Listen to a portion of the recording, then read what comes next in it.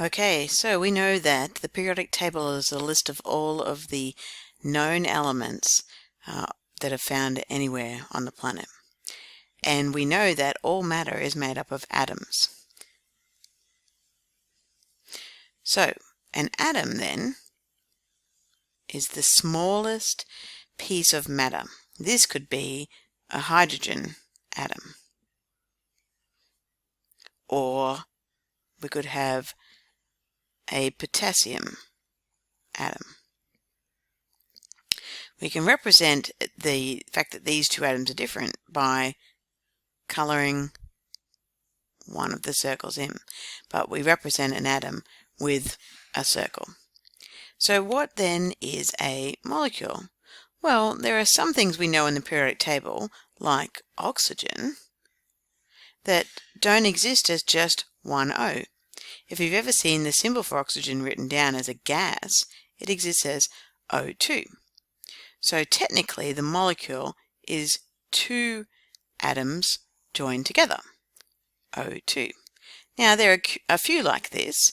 There's hydrogen, also exists as H2. Now if that one up there is hydrogen representing just one atom, and this is hydrogen gas, like this is oxygen gas, and the hydrogen up here is one coloured circle, then the oxygen here needs to be represented differently. So we might make it a polka dot version to show that these are different elements which are present. Now there are a few other ones that might exist like this. For example, nitrogen, we'll give it some nice lines, is also two atoms joined together, and it's also a gas. Now you can have a molecule which is still an element made up of one type of atom, which has three atoms in it, and the one that we know is O3, ozone. Now because oxygen had the dots up here, we need to put the dots in here to show that they're the same atoms.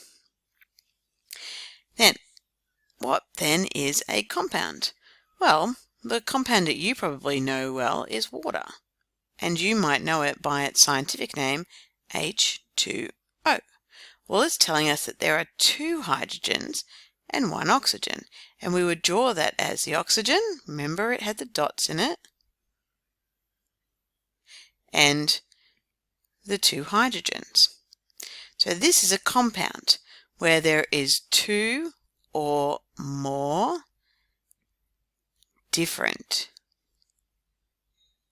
elements or atoms present. And there are literally thousands of compounds on the planet.